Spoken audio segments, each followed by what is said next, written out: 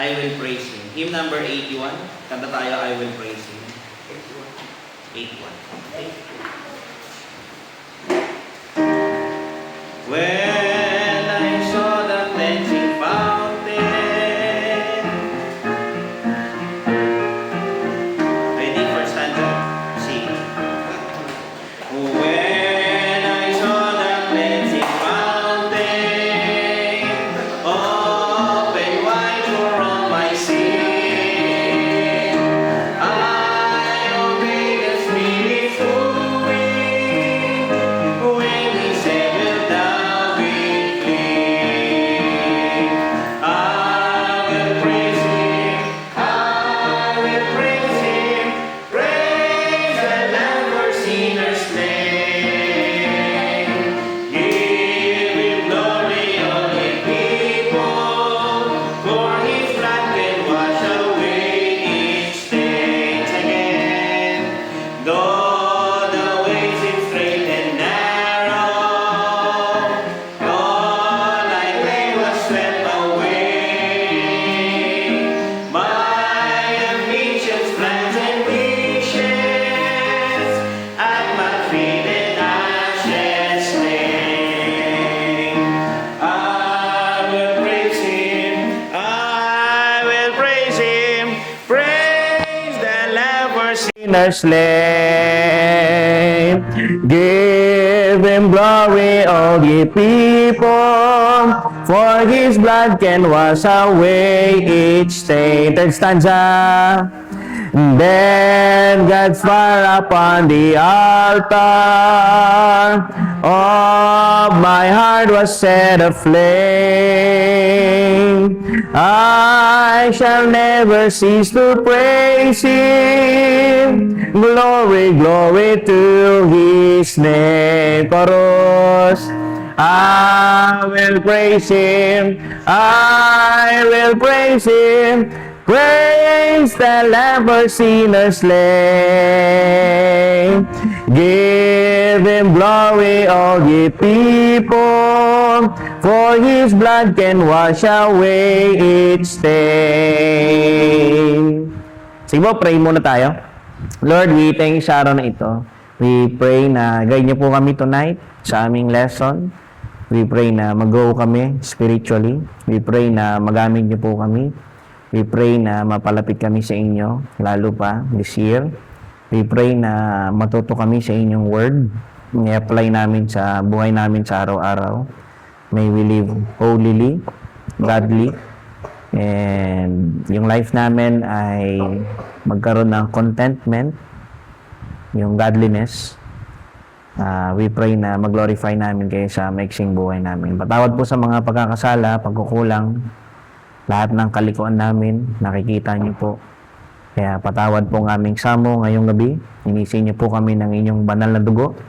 At kayo po nawa ay maluwalhati sa gawain tonight. Ang aming mga puso't isipan, makita namin ang inyong kadakilaan, ma-appreciate namin more and more yung pagliligtas na ginawa niyo sa amin. We are all undeserving sinners. Pero by your grace ay narito kami and we're able na makapagpatuloy. Nasaan man kaming dako ng buhay namin ngayon, we are what we are by your grace. And we give honor and thanks sa inyo sa lahat ng ito. May we be more humble sa inyong harapan and use us mightily and keep the brethren safe. Kung mapapunta pa lamang, kung may mga nasa biyahe, kayo pong mag-iingat din. And we pray na samahan nyo rin kami tonight. Be with your people and speak to your people tonight through thy word. In Christ we pray. Amen. Kantayin natin yung last two stanzas. Blessed be the name of Jesus.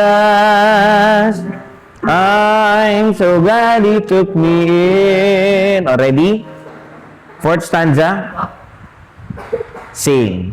Blessed be the name of Jesus. He took me in. He forgiven my transgressions. He has cleansed my heart from sin. Last stanza. Glory, glory to the Father. Glory, glory to the Son. Glory, glory to the Spirit. Glory to the Three-in-One. I will praise Him. I will praise Him. Praise the Lamb for sinners slain. Give Him glory, all ye people, for His blood can wash away each stain. Amen. Sige po. Ano? Isa ba? I-request si Mama. Sige pa, isa pa. 70. Pauwi pa lang ba? Hymn number 73. Sound the battle cry. Sound the battle cry. 73. See the forest night. 3, 7, 3.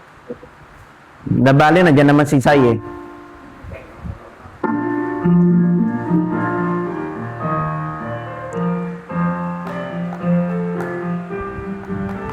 Palagay mo siya dito. Ready for stanza? Hymn number 73. Sing. Sound the battle cry, see the forest nigh, raise the standard high for the Lord. Gird your armor on, stand firm everyone, rest your cause upon His holy word. Rouse then soldiers, rally round the banner, ready, steady, pass the word along. Onward, forward, shout aloud, Hosanna, Christ is captain of the mighty throngs again. Strong to meet the foe, marching on we go, while our cause we know must prevail. Shield and banner bright, gleaming in the light, battling for the right we ne'er can fail. Rouse then soldiers, rally round the banner, ready, steady, pass the word along.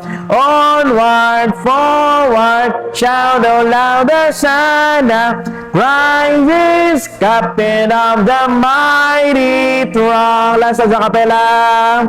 O thou God of all, hear us when we call, help us one and all by thy grace. When the battle's done and the victory's won, may we wear the crown before thy face. Rouse then soldiers, rally round the banner, ready, steady, pass the word along. Onward, forward, shout aloud, Hosanna, Christ is captain of the mighty throng. Amen. Napakaganda, no? Sige mo, kunin natin yung mga notes natin dyan.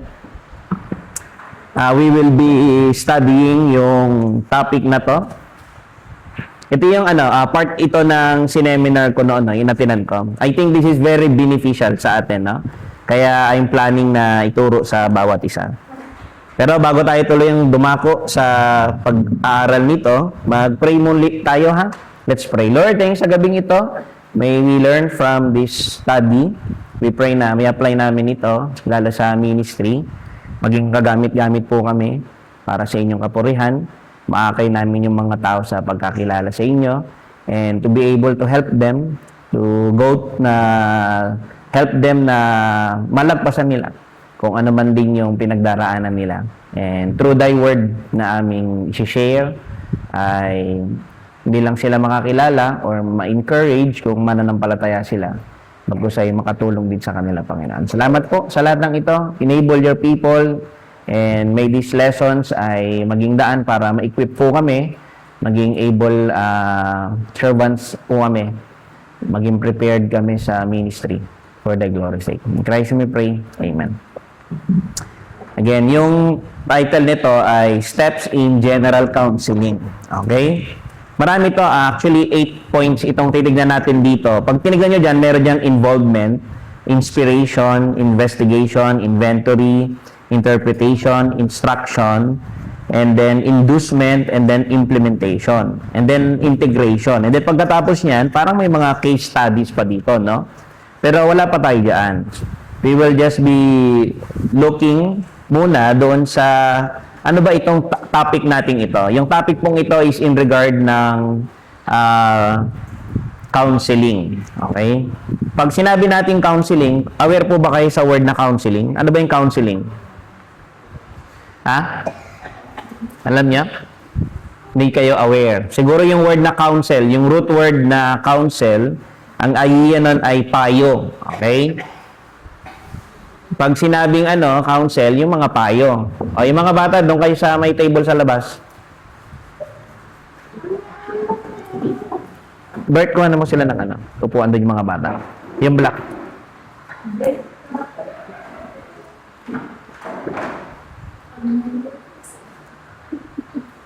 Yan. Yung mga notes po ninyo, pwede nyong sulatan yan. Okay? Kung may mga i-jot kayo.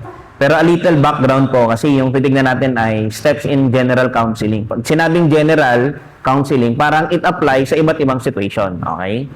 Parang general, ito yung magiging guide natin. Okay? Pero nonetheless, kung tatanungin natin, of course, yung counseling natin, yung context ay biblical counseling. Pag sinabing biblical counseling, anong ibig sabihin ng biblical counseling? Ito raw yung approach na kung saan gumagamit daw tayo ng Bible to address yung problema at mga issue ng mga tao. Okay? Sabihin kung ano man yung pinagdaraanan nila, ang ginagamit natin na basis is yung Bible. Yung Bible yung sinasabi natin. So yung ating counseling ay biblical counseling. Biblical approach yung gagamitin natin. May mga ibang klase ng counseling. Kung aware kayo, minsan yung mga tao may mga mental problem, may mga pinagdaraanan, may mga depression, saan sila lumalapit? Di ba? Lumalapit sila sa? Saan? Saan sila lumalapit? Sinong medical personnel?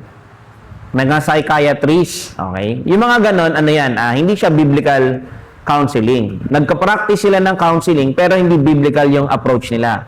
Ang meron doon is medical or scientific approach yung ginagamit nila. Ang idea is human knowledge, okay? Kung abaga, psychology. Kung ano yung natutunan nila sa psychology, yun ang gagamitin nilang approach. Pero tayo, ang inaaral natin, being Christians, alam natin na yung problema ng mga tao, mai-address natin yan sa pamamagitan lamang ng salita ng Diyos. Okay? Kasi sa Bible, tinuturo sa atin na yung kaisipan ng tao, yung mga motibo ng tao, kung ano man yung salita ng tao, yung mga actions ng tao, alam niyo kung saan nangagaling? Nangagaling daw saan? Sa puso ng tao. Punta kayo ng Proverbs chapter 4. Sa Proverbs chapter 4, pakibasa kay kay sino mauuna dyan? Sister Rena na lang. Pag ganun tayo paikot. Sa Proverbs chapter 4, verse 23. Pag nakita mo si Sister Rena, pakibasa na lang, ha? Huwag ka na tumayo. Just read. Keep them hard with all the diligence, for our complete mind of beautiful life. Yan. Ano daw yung ingatan natin dyan? Sabi dun sa Proverbs 4:23, keep thy heart with all diligence. Sabi niya, yung isip ng tao, yung Ilocano yan bro sige. Yung isip daw ng tao, yung puso ng tao, dapat daw ingatan. Kasi lahat ng issues ng life, diyan nangagaling. Minsan kaya may problema yung mga tao, sinong gumagawa? Siya rin. Dahil doon sa kanyang sinabi, dahil doon sa kanyang mga ginawa, dahil doon sa kanyang mga iniisip. Yan, diyan siya nagkakaroon ng problema. Okay? Pero nonetheless, yung ating gagawin ay biblical counseling kasi yung biblical counseling, ang approach nito is directly doon sa heart ng tao. Okay? Sabihin yung salita ng Diyos, ang gagamitin natin, ang kasabihin natin sa mga tao, patungo doon sa kanilang mga puso. Okay? Somehow may idea tayo yung biblical counseling. It's simply sa approach natin to address yung problema ng mga tao, to help them malagpasan yung mga problema nila. Ang basis natin o ang sabihin natin sa kanila, hindi opinion natin. Yung sinasabi ng Bible. Okay? Pero magandang tanong kasi natanong na natin, ano yung biblical counseling? Nasagot natin yon. Pero ano naman yung sagot doon sa tanong na who needs counseling? Sino ba kailangan ng payo? Tingin nyo. Ha? Sino? Broken-hearted daw. O pwedeng broken-hearted, not really dahil sa love life. Kasi pag may problema ka, broken-hearted ka rin naman, di ba? Not necessary eh. Baka naman yung context mo, love life Hindi, it applies sa lahat ng situation. Kahit may problema sa mag-asawa, problema sa pamilya, yung mga anak, yung magulang, may problema sa anak. May problema yung mga magkakapatid sa isa't isa. O, di ba? Nakaka-heartbroken nga naman yon. O, so, tama. In a sense, sino may kailangan ng counseling? Yung heartbroken. Di ba? Eh, sino yung may heartbroken? Lahat tayo. Okay, so every one of us, from time to time, we need counsel. Minsan may mga part ng buhay mo na parang okay, wala kang problema. So parang hindi ka ganun ka eager na maghanap ng guidance sa scripture. Pero pag may problema ka doon, Lord, ano gagawin ko? Di ba? So every one of us, kailangan ng guidance. Isipin nyo din, yung mga tao sa paligid natin, kailangan din nila ng guidance.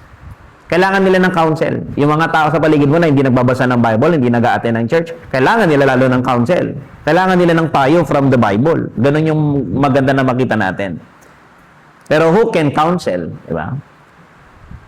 Ano yung counseling? Alam natin. Ito yung approach na yung salita ng Diyos yung gagamitin natin to help people to address yung kanilang mga problems. Okay? Sino yung kailangan ng payo? Lahat. Believer ka man o unbeliever, kailangan mo ang Diyos. Di ba? Sino yung dapat magpayo? Di ba?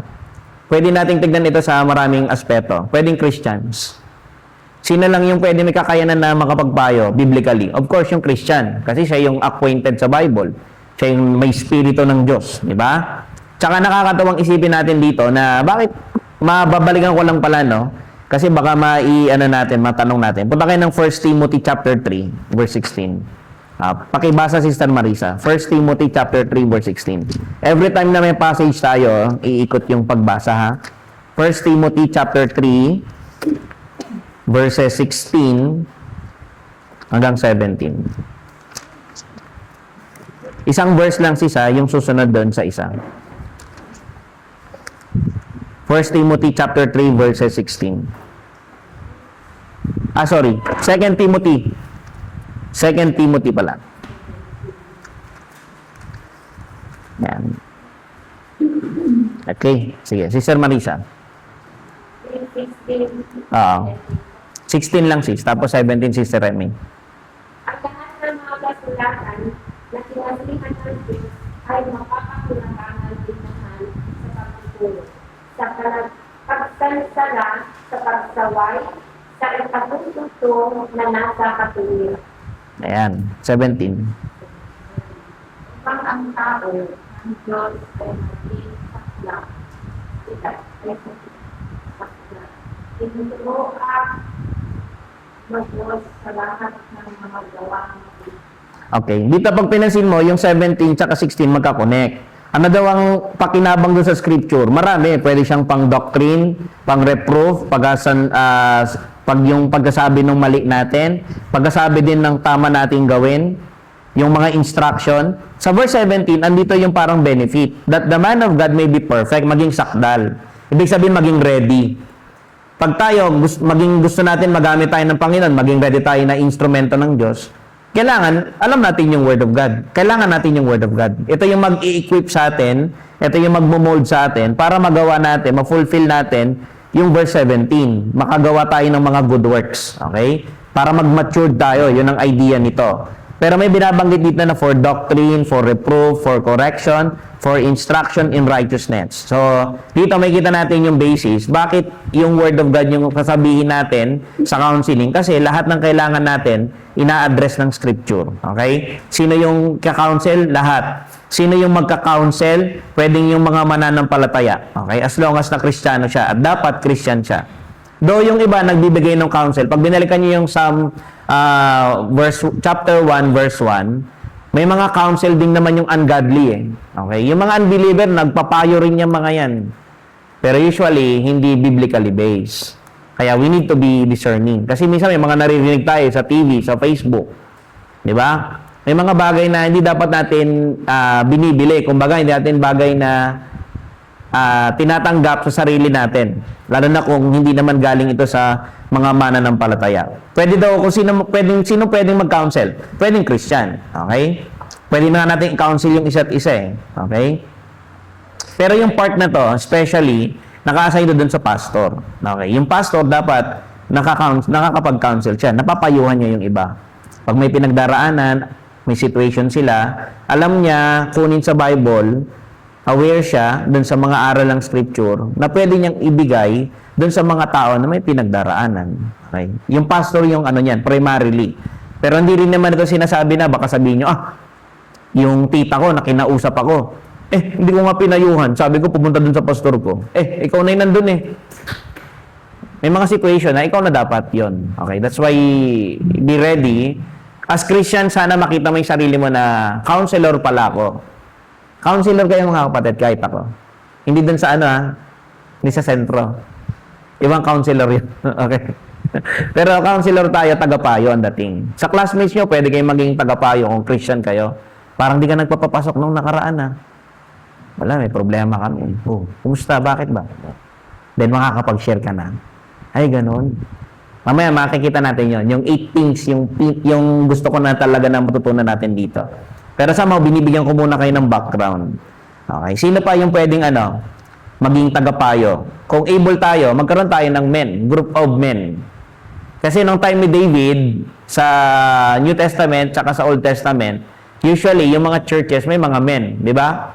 Mga matured spiritual men na sila yung pwedeng mag-guide doon sa church. Punta kayo ng 2 Corinthians 6:5. 2 Corinthians 6:5. Paikot na po kay Sister Joanne. 2 Corinthians 6:5. 2 Corinthians chapter 6 verse 5. Basa kapatid kapag nakita mo na. Sa mga bakal, ang mga pagbilang doon sa mga pagbilang sa mga Sorry Sister Joanne. Ano bang sabi ko? 6:5. Wait lang. 1 Corinthians pala. Sorry kapatid. 1 Corinthians 6:5. Yan. Sige. Sige sis. 1 Corinthians 6:5. Upang mamahya kayo ang at wala baga sa inyong mga isang marunong na makapagpapayo sa kanilang mga kapatid. Yun lang ba yan, sis? Ang ngiksi, no? Sa King James nga ba eh. Pero, thank you, sis. Napansin yung verse na yun. Sabi ni Paul, sinasabi ko sa inyo para mahiyain kayo Bakit? Kasi mga Christians, nagdedemandahan. Sa Corinth, yung church, mga members, may mga lawsuit sila. Hindi sila nag-uusap. Nag-away kayo. Magagalit yung isa, ihahabla niya. Criminal case ang gagawin nila, civil case. Sabi ni Paul, nakakaya yan. Wala ba sa inyong wise man? Sabi niya, wala bang pwedeng maging peacemaker dyan sa gitna ninyo? Wala bang lalaki dyan na pwedeng mamagitan sa inyong dalawa, pag-ayusin kayo, ipag-reconcile kayo? Nakita niyo kung sino dyan? Maganda yan kapag may mga men doon sa loob ng church. Okay? Yung sino pwede maging counselor, yung saints, Christians, yung pastor, yung group of men sa church. Pero alam niyo sa lahat kung sino talaga yung sa lahat ng ito yung kumbaga parang may human aspect, no? Meron. Tayo yung human agent. Pero actually, pag inaral natin sa buong Bible, if we look sa John 14 verse 6, tingnan niyo po, sa John 14:6, John 14:16. Our counselor is none other than the Holy Spirit Himself. Okay? Kasi ang Panginoong Kristo nung umakyat sa langit, nag-iwan siya dito ng magiging tagapayo daw ng mga mananampalataya. Sa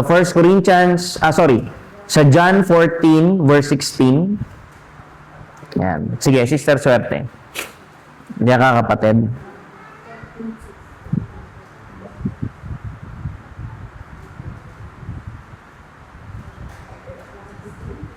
Sige sis.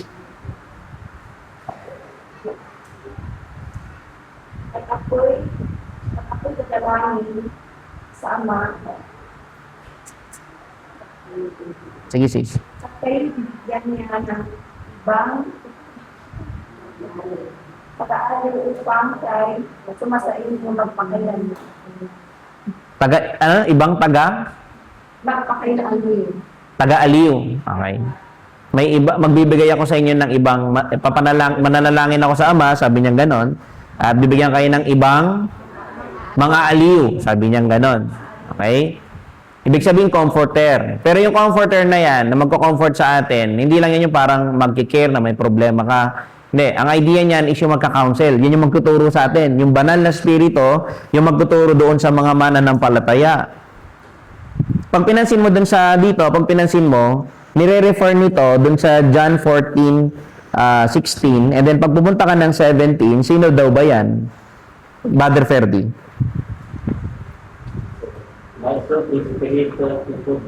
Yan. Sabi na makita, kasi na yung lasing, ngayon na kayo ang mulo. Sana may pagkain na kayo. Kaya Nasaan daw siya? Nasaan yung spirito na yun? Dwell in you. Sabi, nasa inyo siya. Siya yung nagtuturo sa inyo. Nagbabasa kayo, tinuturuan kayo, nakikinig kayo ng preaching, naiintindihan yung preaching, pinapaintindi niya yon. Hindi dahil magaling kayo, ha? Si Lord ang gumagawa nun, yung banal na spirito, yung teacher natin dito, yung spirito itipudno, yung spirit ng katotohanan, yan. Kaya nga tayo, pag magka-counsel, yung Bible yung gagamitin natin, yung instrument. Diba? Yung salita ng Diyos talaga yung binibigay natin. Parang ang dating ngayon, pag inisip mo, so pastor, pag yung biblical counseling pala, parang ang nangyayari, nakikipag-usap ang Diyos doon sa tao, no? Oo, yes, ganun ang ginagawa natin. Okay? Kaya dito, this is a lesson sa atin. Alam niyo kung bakit mahalaga na tignan natin ito? Prayer ko, and yung aim ko para sa lesson na to is, i-prepare tayo para dalhin yung ebanghelyo doon sa mga tao. Okay? Maging ready tayo. Pangalawa, maging ready tayo doon sa ministry ng evangelism at visitation. Somehow, maging aware tayo na ito pala yung dapat kong gawin. Pag ako ay nagbibisita, what I'm doing actually is I'm counseling yung mga tao. Di ba, nagbibisita si ma'am tsaka yung ibang kapatid. Pag pumunta kayo doon, anong sinasabi nyo sa kanya? Di ba, binibigyan nyo siya ng hope. Nakalagay dito yun yung binibigyan nyo siya ng inspiration. Kinakamusta nyo siya. Yun yung actually involvement. Kumusta po kayo, Nay? Oo. Mamaya makikita natin yung mga points na yan. Pero nonetheless, mahalaga ito para maihanda tayo doon sa evangelism at visitation. And at the same time, ma-equip din kayo. Okay? Hindi lang sa mga activities sa church, kasi minsan yung iba, may mga pinupuntahan kayong kamag-anak. Baka minsan nagkukwento siya. Instead na yung pinagkukwentuhan nyo, minsan hindi naman natin mapigilan, nagkukwento talaga sila eh. Pwede nating i-turn yung conversation into meaningful conversation na kung saan pwede mong i-share yung word of God, di ba? Makakapag-evangelize ka ngayon. Minsan binabanggit niya, alam mo, narigregata nakitibiyagin, sasabihin niya gano'n. O paano yun? Ket uray syakmet gano'n. Sayang naman yung opportunity mo. Yun na yung time mo para i-share yung word of God eh. Narigat nga talaga tibiyag. Kung kanang tulatan siyempre, di ba, kung narianin mo muna siya eh. Oo, mahirap talaga yung buhay. Lalo na siguro pag walang Diyos sa buhay natin. Ano tayo magbagam? Baka iba ganyang ganun. Kat pudno mo ito, di makakapag-share ka na. Okay, may reason ka na. Pero dito, ano yung sabi ko? Mahihanda tayo dun sa pagdadala ng ebanghelyo sa iba, lalo na dun sa evangelism and visitation. Maging effective tayo na instrument. Ang hirap naman nanguhula ka dun, no? Anong nga tama, ibaga? Agpatang-patang ka doon. Sinasabi niya yung problema niya about doon sa asawa niya. Ang kinukwento mo naman, yung kwento naman ng ibang malayong istorya naman sa Bible. Paano naman siya magbe-benefit doon? Di ba? Kaya dapat, ito na yung time na nagbabasa kayo. Nagiging aware kayo sa Bible, umaattend kayo sa church, matututo kayo. Kaya dapat, ito na yung ini-incorporate nyo na lahat ng learning nyo.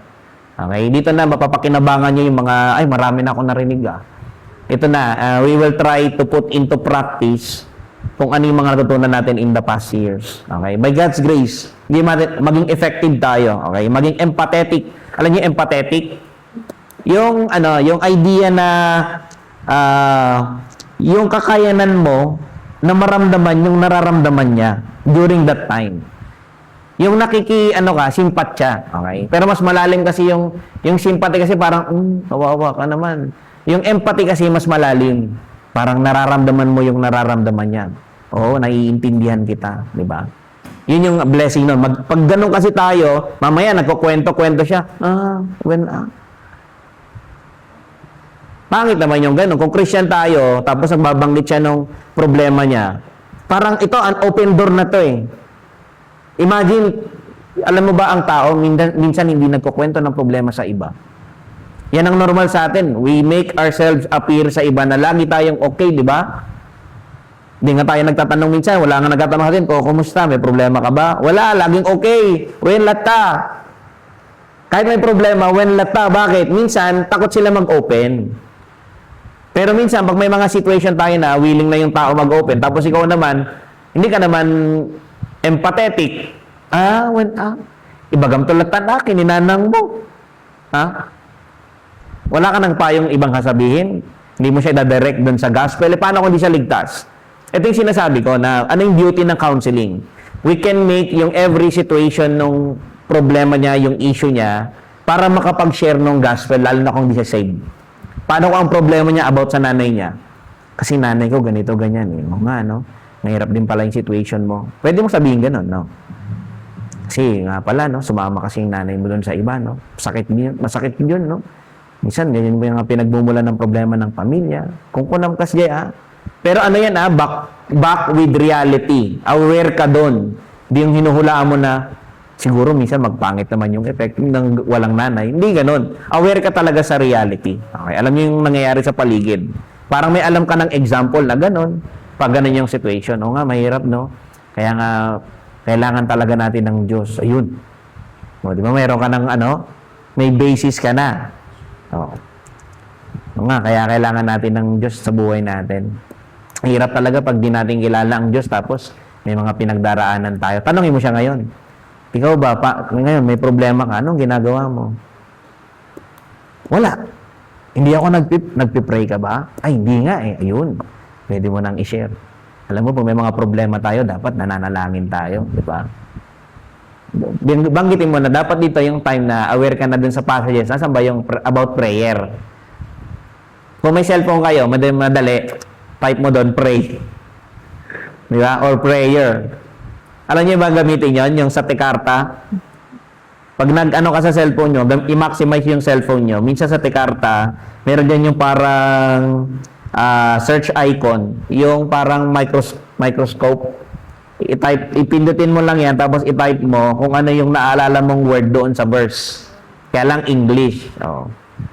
So dito, paano pastor, di ako marunong sa ganyan? Tagalog yung Bible ko. So kapag nagbabasa ka, lalagyan mo ng marka para matatandaan mo. Or, i-memorize mo para maalala mo na ito about sa prayer. Diba sinabi ni Paul? Sabi niya, be careful for nothing, but in everything, in prayer, with supplication. Sabi niya gano'n. Sabi niya, huwag ka mag-alala sa lahat ng bagay. Ang dapat mong gawin, manalangin ka. Kung alam mo yung verse na yan, share mo sa kanya. Di ba meron na kayong pagkakataon? Mas maganda magiging empathetic. Pag empathetic tayo, mas magiging effective din tayo. Tapos, natutunan din natin yung art ng patience. Minsan pag may problema yung tao, gusto nila magsalita, makikinig naman tayo. Diba? Ako may ako magsalita eh. Minsan tamad ako makinig. Diba? Pero something na we can learn din, and we have to learn. Pag sa counseling, we must learn na we don't do the much of talking. merong time na magtutok na tayo. Okay? Pero kapag sa start, yung mga dito, makikita natin yung mga lesson dito, usually, sa first part, puro ka nagtatanong tsaka nag-iintay na magkwento siya. You're giving yung person enough time para maibanggit niya kung ano yung laman ng heart niya or situation niya. Okay? Ganun yung ano nila natin dito. Sabi ko kanina, almost all situations can be, pwede natin tignan as biblical counseling. Nandun din yung idea ng evangelistic. Pag hindi siya saved, pwede mong sharean. Kung Christian siya, pwede mong i-encourage. Di ba? Yan yung magandang sana matutunan natin to lahat. Okay? Punta tayo dun sa pinaka natin, yung mga points na gusto kong tignan natin tonight. Doon sa unang step ng general counseling ay andun yung part ng involvement. Okay? Sabi dito, establishing a caring relationship with the counselee. Yung counselee is yung tao. Okay? Iba-iba yung scenario. Minsan, merong counseling na parang out of the blue na nagkakwentuhan kayo, nakakapagkwento siya ng problem niya. Counseling, ano na yon, scenario. Pwede mo na siyang payuhan. Pwede mong sambihin yung word of God. Okay? Hindi necessary na parang, teka lang sa pag-uusap natin, ako yung counselor huwag mo na sabihin ganun.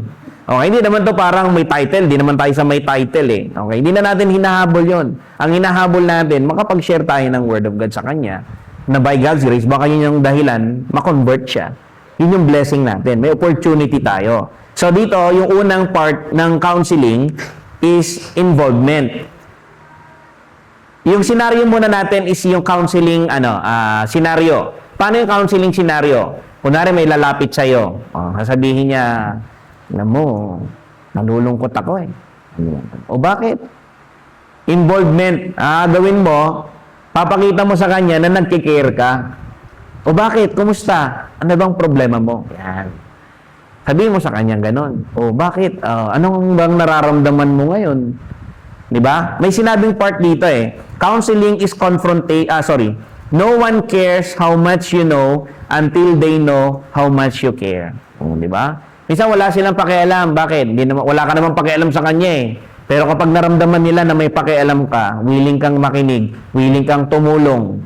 Not necessary in a monetary way Though maraming tao need talaga nila yon. Pero walang problema doon Ang point ko is maging makita natin, maiparamdam natin doon sa tao na tayo, we are willing to hear. Dapat handa tayong makinig. Handa tayong maging involved doon sa situation niya. Pag sinabi niya, pakinggan mo, i-feel mo yung nararamdaman niya, para alam mo din kung ano yung buong situation niya, pinakikinggan mo siya. Okay?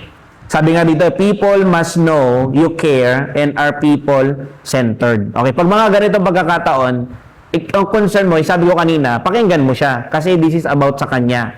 Meron siyang pinagdaraanan. Meron siyang situation na gusto niyang i-share sa'yo. Sabi dito, compassion is shown in so many other ways. Alam niyo yung compassion? Yung awa. Pag tayo may kausap, makaramdam nawa tayo ng awa. Halimbawa, may problema sila. Magbigay kayo ng situation. Kunwari, typical, may family problem. Sabihin natin yung tatay nawalan ng trabaho. Yung family, very burdened, wala silang pambili masyado ng pagkain. Halos wala na, salat na. Nadi-discourage ngayon yung nanay. O yung nanay yung nakausap mo, nagregregatan kami. Yung lakay ko, naghahanap ng trabaho, pero wala siyang makitang trabaho. Nangutang na naman kami. Paano yung ganun? Parang nawawalan na ako ng pag-asa sa Panginoon. Okay? Alam niyo bakit minsan mahalaga mag-counsel tayo? Minsan yung mga tao, sa hirap ng problema, alam niyo ginagawa? Minsan nahuhulog sa bisyo. Minsan, ang masakit, kinukuha yung sariling buhay. Malay mo, ikaw na yung huli niyang makakausap. Yung pala yung iniisip niya. Kaso ikaw naman, unsympathetic. Aguri ka pa na, dapat gayong ubra. Ayun, wala na. Yung pala, wala na. Nawala na nung gabi. Sinayang mo yung opportunity. Di ba? Kaya somehow, we need to be compassionate. Sa counseling, kailangan natin to. Okay? Kung gusto niyo maging equip, maging instrumental kayo, effective instrument sa Diyos, kailangan matutunan natin tong compassion. Sabi nga dito, may iba't ibang way para ipakita mo daw yan Pwedeng offering ng encouragement. By being patient nga lang, pwede daw eh. Speaking in a gracious manner. Oh. Huwag mo pagalitan. Gunam Nagkukwento siya ng problema niya, tapos ikaw naman, sinisermonan mo pa. Oh, minsan yung tone din ng voice natin, parang, naawa yata ako nito Minsan ganun ako. Yeah. This lesson is not just for you. This is also for me. Okay? Kasi una na ako natuto gusto ko, matututunan ko palalo siya. May apply natin sa ministry. Hindi lang ako mga kapatid, pero kasama ko na kayo. Okay? Yun yung goal ko. Sa ministry natin, kakasama na tayo. Ganun yung bala ko rito. Then sabi niya rito, maintaining self-control, defending people who are mistreated. May mga instances na yung ika-counsel mo, na hold up. O minsan, paano kung na-victim sexually? Paano mo ka-counsel yun? Paano mo papayuhan? Baka nagsuot ka ng maiksi, kasalanan mo yan, Kawawa naman siya. You need to be, sa words, you need to be careful. Yung mga ganong counseling, medyo sensitive. Pag di ka sanay, huwag mong pakialaman, ipasa mo sa iba. Okay? Mayroon akong pastor, pwede kitang kausapin. Pwedeng ganon. Diba? May mga issues na baka hindi mo pa kayang i-handle. Halimbawa, paano kung mga marriage, wala ka namang asawa, paano papayuhan? O di maghanap ka ng kapatid na married na, ibato mo sa kanya, di ba? Ay, alam mo, may kaibigan, may pastor ako gusto mo kausapin siya, pwede ko siyang i-chat, bibisitahin ka niya. No commitment. No need na yung mag-attend ka ng church, walang ganun. He just want na i-help kayo. O baka yung si kapatid na Brother Perdi, pwede. Yung mga equipped na men, yung mga matured men na mas magiging effective dun sa problem na yun. Ito, tingnan mo, yung compassion mo, yung sacrificing time. Kita nyo? Pag nagkukwento siya, baka, Lord, give me discernment. Ano ba, bibigay ko ba yung time ko dito? Dapat ubrag Baka ito yung time na makakapag-share ka. Yung iba mong pwedeng gawin, pag-pray mo, baka pwedeng mamaya. Nakuha nyo? That's why, kasi yung pagbibigay natin ng time dun sa person, one way of showing din ng compassion. Diba? Kasi willing ka, nakikinig ka na sa kanya At agagoy mabalit na yan, itong bigat latan. Wala na, nandun na Nandun na yung emotion niya Ito yung una natin gagawin. Magagawa daw natin ito, yung attitude na to, promoted by the fruit of the Spirit. Yan. Kung tayo, ano bang sabi doon? Sa Galatia chapter 5 verse 22. Siya na lang, si Ma'am. Galatia 5:22. Galatians 5:22. But the fruit of the Spirit is love, joy, peace, long-suffering, gentleness, goodness, faith. Hindi, yung susunod na. Sino yung susunod? 5 years. Sige, brother Sai. Galatia 5:23.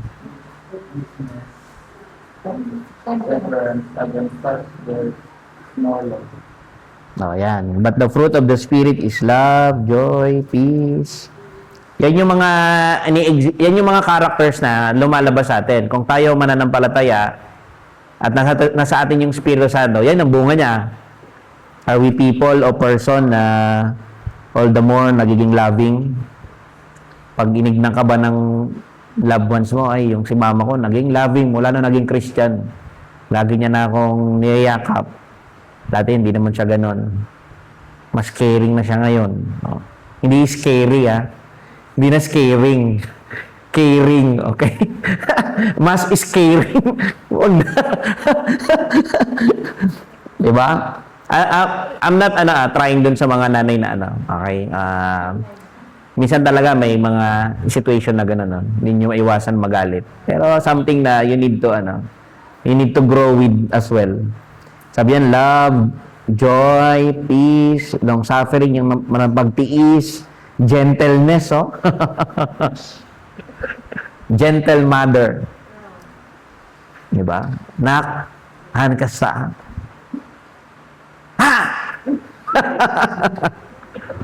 We all grow, mga kapatid. Alam nyo, kahit ako nag-grow eh. Tanda na ako, 40. Magpo-40 na ako this year. Nag-grow pa ako eh. Yun ang prayer natin. Lord, sana paglipas ng taon, ngayong taong 2026, lalo akong maging katulad mo. Di ba? Yun dapat ang prayer natin eh. Yun ang aim natin. Lord, make me like Jesus. Make me like you, Lord. Yung character, Lord, sana. Kaya alam nyo, maganda magbabasal minsan ng gospel. Kasi bakit? Nakikita mo si Lord Jesus, how He talk. Diba? How He moves. Diba? Yan. Yun ang magandang, nag-imitate natin. So, dito, sa involvement, i-ano natin yung sarili natin, make ourselves personal. Okay? Kumusta po kayo? Ayan. O ano pong ano pong ginagawa ninyo ngayong araw? Ano po yung napagkakabisihan nyo? Just to make yung person maramdaman niya na concern ka sa kanya, nagkikare ka.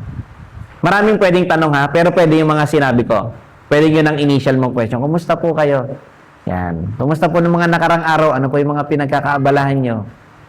Kung Christian, nakakapagbasa po kayo, ano po yung binabasa nyo mga nakarang araw? Pwedeng ganon. Ginagawa naman na natin to eh. Ginagawa ko naman ito sa mga nakaraan. Yan yung una. Pangalawa, inspiration. Okay?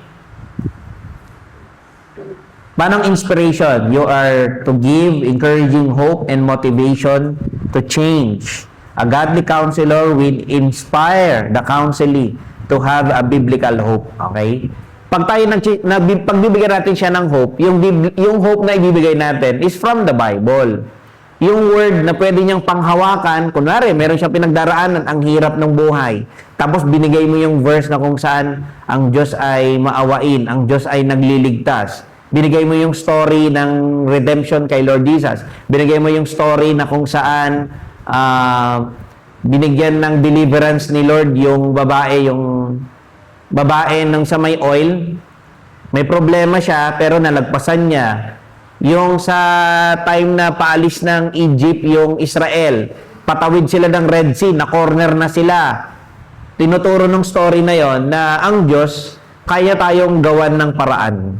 God will make a way. Kung kailangan niyang hatiin yung Red Sea, gagawin niya para sa'yo. Sa bayan ng Israel, ginawa niya yon, makadaan lang sila. Ito, pwede mong ibigay as word of hope. Kunwari, sabihin natin, yung scenario ni Jaybert. Alam mo, yung nanay at tatay ko, lagi sila nag-aaway. Parang maghihiwalay na nga sila eh. Ha? Hindi si Jaybert yung senaryo niya lang. Kunwari, family problem kasi. Siyempre, tinanong mo, yung kaklase mo, yung kaibigan mo, yung magulang mo, lagi nag-aaway. Alam mo, sa bawat gabi, yun na lang ang naririnig ko. Lagi sila nagsisigawan, nagsusumbatan. Hindi ko na alam kung saan ako lulugar. Nabibigatan siya. Ay, ganun ba? Mahirap yung situation mo.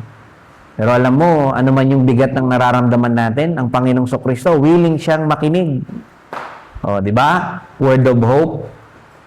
Alam mo, Panginoong Sokristo, yan yung gusto niya eh. Yung mga tao na nabibigatan, yun ang tinatawag niya. Sabi mo kanina, nahirapan ka na, di ba? Ba't di ka lumapit sa Kanya? Naalala mo yung kaya dito, aware na kayo dapat sa verse. Alam mo yung sinabi sa Matthew 11? Punta kayo doon. Matthew 11. Pakibasa na lang, Brother Jaybert.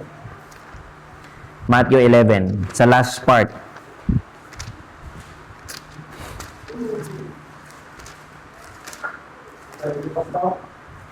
Yan.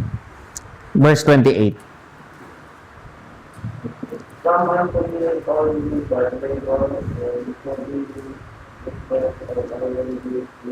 Ayun, no? Sino tinatawag niya?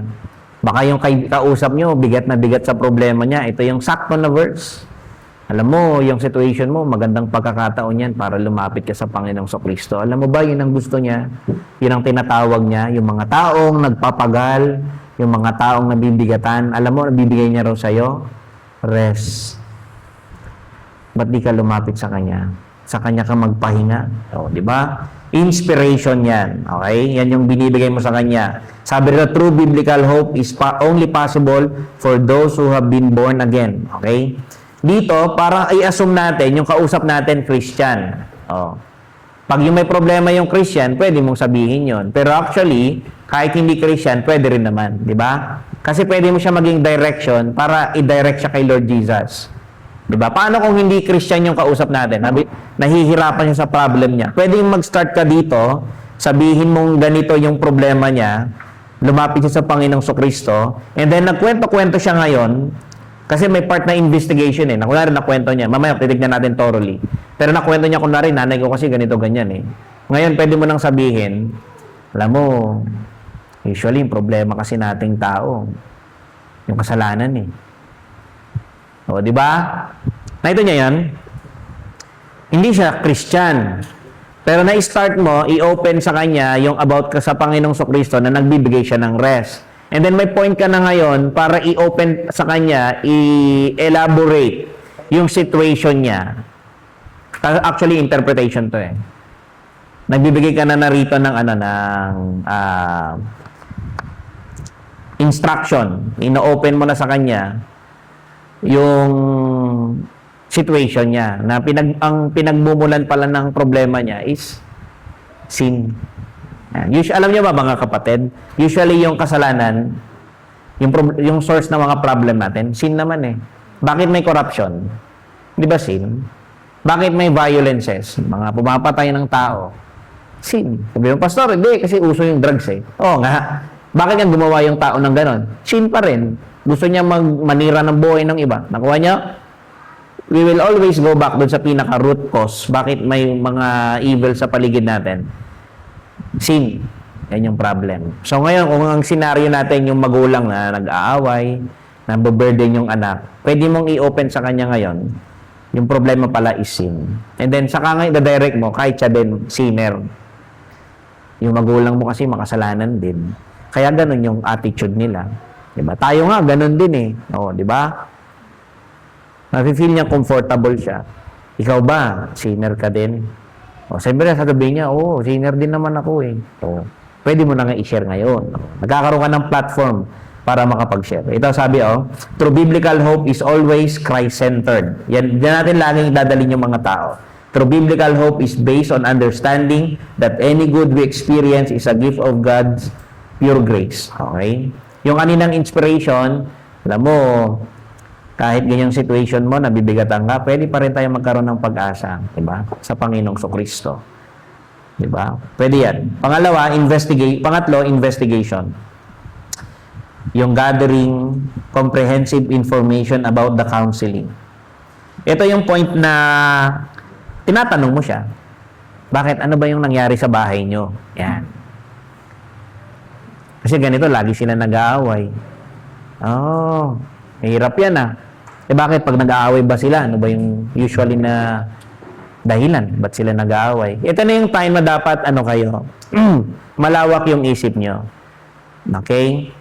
Para makapag-investigate ka, syempre, kailangan aware ka dun sa situation, lawakan mo yung isip mo. Ano ba yung usually na pinag-aawayan nila?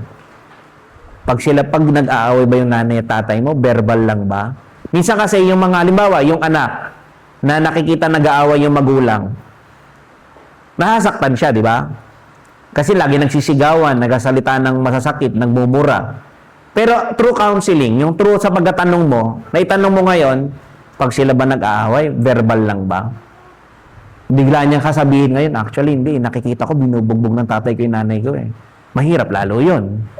Kawawa naman yung kaklase ko. Nakuha niya yung situation niya. Pag ganun yung situation, paano mo makukuha yung pastor? Through investigation. Nagtatanong ka na ngayon, kumukuha ka ng comprehensive information. What is there the big picture? Okay? Bakit nagkakaganon yung mag-asawa? Bakit nagkakaganon yung magnanay? Whatever yung situation, ano yung big picture? Pwede natin palitan yung senaryo. Kunwari, nag-investigate tayo ng tao na hindi na umaattend sa simbahan. Kumusta po kayo? Sabi mo ganon. Parang napansin po namin, di po kayo nakaka-attend ng mga nakaraang taon. Di ba? Bakit ho kaya? Kasi busy na ako sa trabaho ko. Sabi niya ganon. Wala, yun lang ho ba yun? Ano po bang araw yung day off nyo? Ngayon, ang day off ko, Sabado. Oh, sana ho, makarasama ho namin kayo. Hindi na, wala na akong balak pumunta. Sabi niya. Ano, nakakalungkot naman ho yun. Bakit ho ba ganun yung ano nyo? May nakaaway ho ba kayo sa church? Ayan na. May facial expression na. Awan met. Obvious naman, di ba? Maging ano na kayo, maging aware kayo, tsaka very confrontive na kayo. Pero yung maayos yung tone yung kanina, yung binanggit doon kanina, nakakita nyo doon sa chapter 1, yung speaking in a gracious manner. Okay? Sa counseling, hindi mo pwedeng pinagagalitan tapos sinisigaw-sagawan mo. Counselor ka nga eh. Hindi pwede. Ikaw dapat yung gracious yung iyong words. Tatanungin mo na ngayon, halimbawa yung kina-counsel, baka may nakaaway ho ba kayo sa church? Meron ho ba kayo na-offend kayo? Actually, meron. O, di okay na kapag ganun. At least nakakapag-open. Pero ano yun? True questioning. O parang minsan, meron ang hindi nakaka-attend na kabataan kasi na-addict sa mobile game. Sabi niya ganun, di na nag-church. Baka kaya addict na. Addict na sa mobile game, di na nag-church. Kasi, dahil naubos yung oras niya kaka-mobile game, yung oras niya mag-church, natutulog, tapos gumagawa ng assignment. Yan. Affected na yung church life, yung Christian life niya. Let's say, Christian muna siya, yung scenario natin. Pwede mong itanong sa kanya, bakit hindi ka nakaka-attend? Kasi po, busy ako eh. Tama naman, busy, di ba? Pero, inaalam mo yung underlying reason, bakit hindi siya nakakapag-church. Kasi po, marami po akong ginagawang assignment. Okay. Legit. Bakit? Wala ka bang ibang oras na pwede mong gawin yan? Sabi niya ganun. Meron po sana eh. Kaya lang, meron bang umu-occupy ng oras mo? Nahiya siya ngayon. Kasi po, for the past 6 months, na-addict po ako mag-mobile game. Inuuna ko po maglaro. Ayun ang problema niya. Nakuha niya? So, you're trying na mag-investigate. Tapos, di paano yan? Pag napupuyat ka madalas, baka nagkakasakit ka na rin. Oo nga po eh. Kakasakit. Nang last week lang po, nagkasakit ako. Dala siguro po ng puyat. Yan. Pwede mo gamitin yung mga physical na yan. Yung mga nakuha mo na data, information. Kasi papasok ka na ngayon ng interpretation eh. Pwede mo i-consider yan. Yung mga physical, resources, emotional, baka yung problema niya, financial, family, yung emotion niya, anong nararamdaman niya, tinatanong mo ngayon yan. Halimbawa, kunwari, namatayan. Anong nararamdaman niyo po? Nalulungkot po ako. Yung emotional yun. Lahat ng mga binanggit niya, i-interpret mo yon, isa-summarize mo yon, iintindihin mo ano yung pinaka-problema niya. Yung kabataan na hindi nag-church, anong pinaka-problema niya? Yung marami bang assignment? Yung wala siyang oras, yung ba yung problema niya kaya hindi siya nakakapag-church? Hindi. Anong pinaka-problema niya? Yung addiction niya sa mobile game, na yun nag-occupy ng time niya, yung time niya na dapat maggawa siya ng assignment, gumawa siya ng project, napupunta dun nalalaan sa paglalaro ng games, wala na siyang oras gumawa ng assignment, natutulog na siya ngayon, napupuyat siya. So yung time niya para mag-church, napapalitan ng ibang trabaho. Time management. So dito, i-denote mo, parang problema nito, time management. Yung problema nito, yung addiction ng mobile games. Kumbaga, nagsanga-sanga na eh. Ano problema niya? Addiction sa mobile games. Ano yung mga effects? Mismanagement of time. Physical sickness. Nagkakasakit na siya. Tapos, yung mga school projects niya, late tardiness ng mga projects niya, babagsak na rin yung grades niya.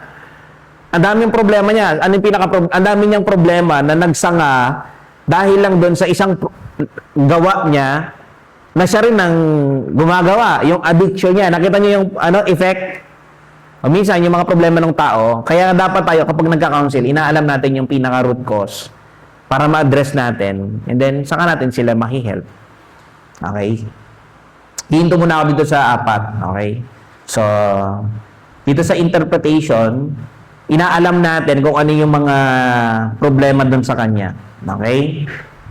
Ini-interpret muna natin. Pero habang nai-interpret natin, kunwari may alam na tayong interpretation, ito na yung kabuuan niyang scenario, ito yung situation niya. Dapat dito, tinatanong din natin siya dito na, pwede mo siyang tanungin dito, anong willing ka ba na baguhin yung sarili mo para ma-address yung problema mo? Kasi nagkukwento siya, di ba? Sabihin na, interpret mo na. Ano siya pag pinansin mo dito, nag-investigate ka, naintindihan mo yung problema niya, na-interpret mo na rin yung problema niya, ito dapat niyang gawin. Pero bago mo ibigay, magtanong ka muna, willing ka ba na, baguhin yung sarili mo? Willing ka ba na sumunod dun sa counsel ng Bible? Kapag sinabi niyang hindi, okay po, thank you sa time. Anong purpose mo doon? Ba't ka nandun? Ayaw pala niyang gawin din. Di useless, di ba? Pero nonetheless, pwede natin siyang i-encourage na di kaya, kailangan mo ito. Di ba? Kasi tayong tao nangangailangan sa Diyos Baka pwedeng at that time, nung unang sagot niya hindi, pero baka as you, inaano mo siya, ini-encourage mo, baka anuhin niya, tanggapin niya. Sige po, gusto ko pong pakinggan na. Di okay, may bibigay mo yung word of God. Then papasok na yung instruction, pero wala mo na to. Subukan nyo munang alalahanin. Ano yung steps diyan? Ang gagawin natin diyan, involvement. Pagpasok mo dun sa bahay, kamustahin mo. Sinari muna natin sa bahay. Anong gagawin nyo? Anong sabihin nyo? Good morning po. Kamusta, Nay? Tay. Di ba? Ano susunod? Ano yung mga pwede mong hindi naman pwedeng na doon ka, kamusta po? Sabi niya, mabuti naman.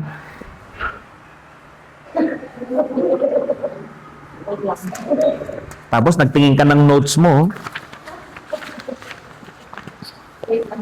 Ano to, pageant? And for your question, ano pong dapat dito, aware na kayo, parang maging sociable tayo, okay? Parang masanay kayo na nakikipag-usap. Anong pong pinagkakaabalahan nyo? Wala, kaluluto ko lang nung Iba-iba yung ibabato nilang sagot. Pwedeng nakarina, or yung nakaraang linggo, o yung nakaraang araw, o kahit minsan yung pinakauna pa nilang ng history ng buhay nila, yun ang gusto nilang ikwento.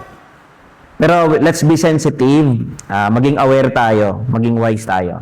Diba? Sabihin, kumusta po? Ay, mabuti naman. Ano pong pinagkakaabalahan nyo ngayon? Nag-busy po ba kayo? Ay, hindi naman. Kaluluto ko lang, pinatay ko na. Sabi niya gano'n. Mabuti naman po Ano pong ulam natin? Diba? Ay, tinola. Ay, masarap po yan Kain na ho tayo. Hindi ba? Huwag naman. Ay, mukhang masarap po yan. Pero gusto ko lang po kayong kamustahin, kaya po ako nandito. Kunwari visitation yung approach natin. Pwede ba natin i-apply yan? Oo. Kunwari, pwede tayong magtanong na, kumusta po kayo? May mga pinagdaraanan po ba kayo? May problema po ba kayo? O medyo okay ang natin? Siyempre, hayaan nyo siya magkwento. Kung kailangan mong pumasok doon sa part ng inspiration, kunwari sabi niya, alam mo ngayon, para ang sakit-sakit ng ko. Ano ba tawag niya dito? Bakrang ba? Rusok? Ano ba yan? Bakrang. Tama ba ako? Parang masakit yung dito ko, kasla ang matayin. Kung kunana. Kung ganun ang sinabi niya, total, minention niya na yung kamatayan, meron ka ng basis ulit. Ay, kanyo nga, baga dayta na ubing kayo pa baka adayo pa dayta. Pero baka may ginagawa kasi kayo Ano yun mo naman? Huwag mo namang ikat agad yung sinasabi niya, tapos gusto mo dalhin doon sa gusto mong puntahan. Huwag mo na. Ihayaan mo muna siyang tawag nito? Comfortable. Sabihin mo muna, baka may ginagawa kayo na iniinom kayong hindi dapat, o ginagawa na hindi dapat. Ay, kasla, adasa.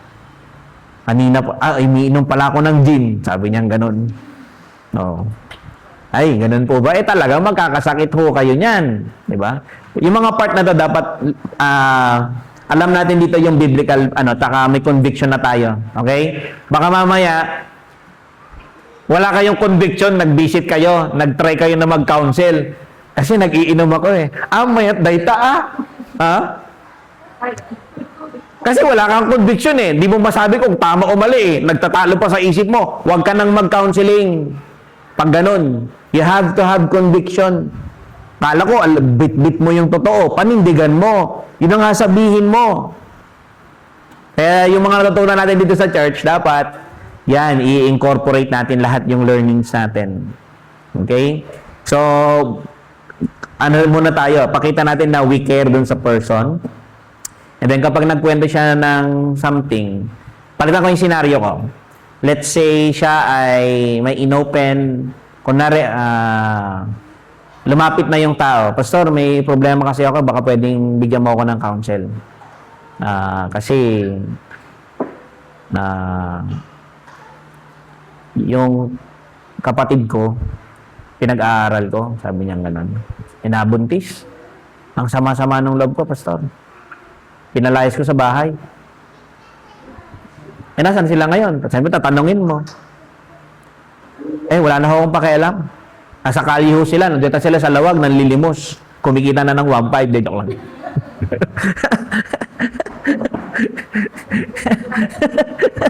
Joke lang yun, ha? Ano lang, syempre. Kilala niyo naman ako, di ba? Pag sa counseling, sa counseling, may mga senaryo na kapag serious, be serious. Okay? Pero sometimes, binid yung ganong pagkakataon kapag minsan sobrang serious, baka sobrang bigat ng situation. Somehow, pwede nating iis konti. Okay? Para kunwari, ibisan natin konti yung parang yung espiritu ng ating pag-uusap, napakabigat eh. Pwedeng lagyan mo konti ng joke. Okay? Para medyo gumaan naman yung ano na. Okay? Kunwari, ganun yung situation. Through counseling, nalaman mo na nasasaktan yung kapatid kasi nga pinag-aral niya, parang pakiramdam niya na sayang. Pero ngayon, pinalayas niya, tapos iniwan din pala ng boyfriend. Oh. Pakalat-kalat na ngayon sa lawag yung kapatid niyang buntis. So, paano mo ngayon iaano yun? Kunwari, na-investigate mo na. Yun ang mga nalaman mo. Oh. Anong nagiging dulot sa'yo niyan? Di rin ako makatulog, nag-aalala ako. Di ba? Paano yung ganon? Siyempre, iba sasabihin mo pag ganon. I-reconcile mo siya. Pagbabatiin mo, di kaya pwedeng kausapin natin siya? Ikaw, baka pwede mo pa siyang mapatawad. Totoo naman sinayang niya yung ginawa mo. Pero wala rin siyang malalapitan.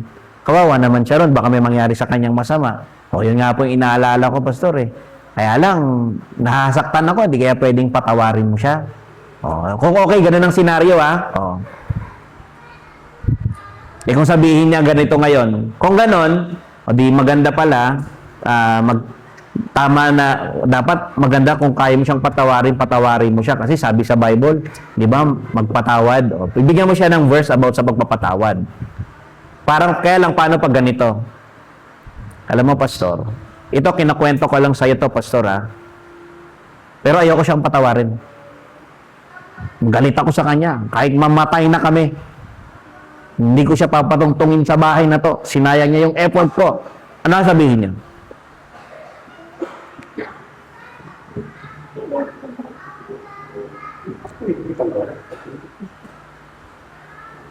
Makaamukan bagyong dayta. Di ba? Maganda kasi kapag ganun, hindi ka ba nahihirapan yan? Pag gabi, nakakatulog ka pa ba? Pwede mong itanong. Kasi galit siya Siyempre, nag-iisip siya ngayon. Hindi nga, Pastor at least kapag ganun, di ba? Baka malumambot yung puso niya. Yung pala, maigi naman, di ka nakakatulog kasi masama yung sinabi mo Sabi mo, wag na siyang tumuntong dito. Wala naman siyang di maaasahan. Masakit yung puso ko, Pastor. Kung tayo nga, pinatawad ng Panginoon Di mo ba siya pwedeng patawarin? Mali yung ginawa niya, nagpabuntis siya. Pero wala na din siyang maaasahan. Wala ka na rin magagawa. Kung pumunta doon na pinalaglag niya, lagot ka ngayon. Ay, gano'n. Nga Pastor, no? Halika, puntahan natin, sunduin na natin. At least good. Nagbati yung magkapatid. Di ba? Yun naman yung goal natin, di ba? Ngayon, tutuwa yung kapatid. Tapos yung tao na yon, yung kapatid niya na nabuntis, kung hindi mo nag-church yun, kakamustahin mo na rin. Di in-encourage mo ngayon, pupunta na rin siya sa church. By God's grace. Di ba? Nakita niyo yung yung ginagawa natin? I hope gagawin natin yan, i-apply nyo hindi lang sa activities ng church na kapag lumabas tayo, nag-evangelize, nag-visit. Hindi naman. Hindi lang. Pwedeng sa school. Di ba? O, kumusta? O, kumusta ang buhay-buhay? Kung kunam to, iligay classmates mo, ha? Ayos lang. O, kunadamat. O, yung tagarod, ag-Bible study tayo. Agtugaw kayo tayo sangok, agdangag kayo. Kung kunam mo, di ba yan? Minsan may mga influence tayo. We have influence and authority. Sana gamitin natin. Okay? Kung nakikinig na sila sa atin, alam nila na si Jay Bert, ano to eh, ito yung tao na seryoso na pag mga matters in life, pwede mo itong kausapin eh. Maganda kapag ganun yung na-establish mo na character, yung attitude sa kanila, magbe-benefit ka doon in time. Hindi mo mapapansin, nag-o-open sila sa'yo ng mga problema. Pero pag sa ibang kaklase, hindi sila mag-o-open, sa'yo lang. No, di ba yung opportunity ka, oh, sayang. Di ba? Kung malay mo, lumapit kay Sister Marisa, Rapay, Ninang, ada problema. Sabi yung ganon. O, di ba, Ninang Sister Marisa, kumari ko yan eh.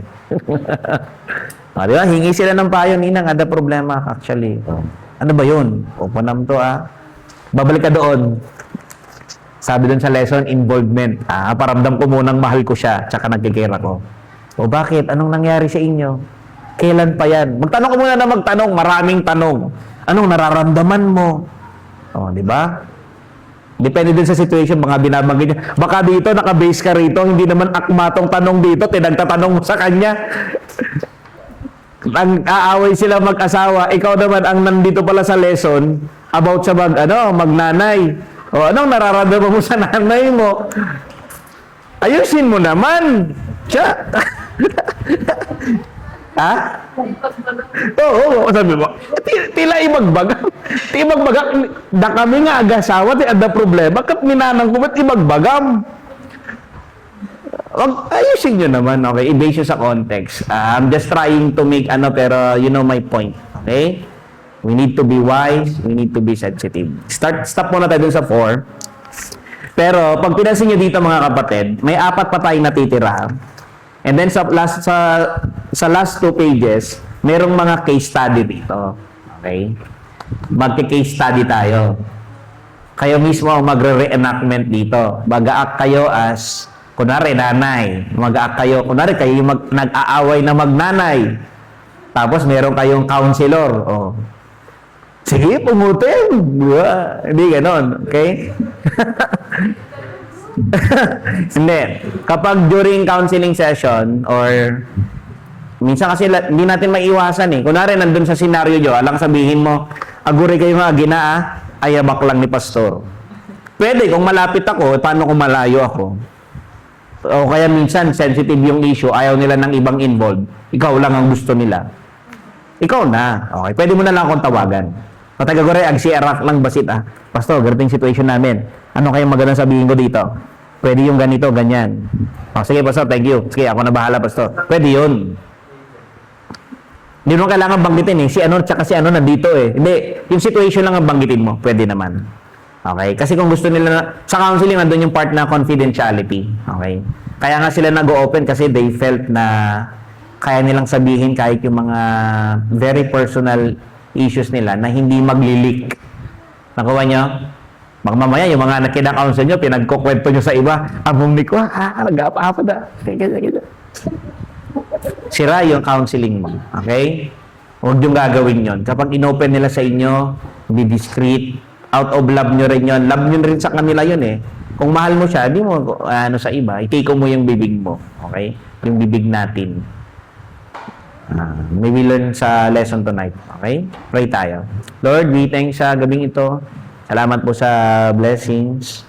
Thank you, Lord, sa may pagkakataon to have such a lesson. Equip niyo po kami para maging blessing kami sa iba for your glory, and yung counseling namin maging Christ-centered po. Yung si Kristo, yung ipakilala namin, kahit anong situations, maging daan ito kung di palit sila ligtas, maging way para may evangelize namin sila, ma-share namin yung gospel.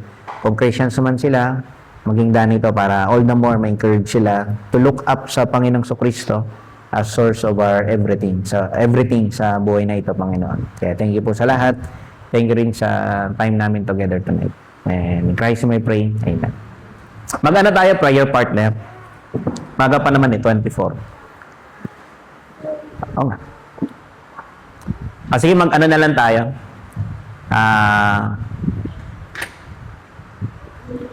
Hindi, partnering na lang. Kahit 10 minutes. Partner na lang si Sister Rena, tsaka si Sister Barisa, Sister Remy, tsaka Sister Joanne. Si Ma'am, tsaka si Sister Suerte. Si Cha, tsaka si Sister Adela.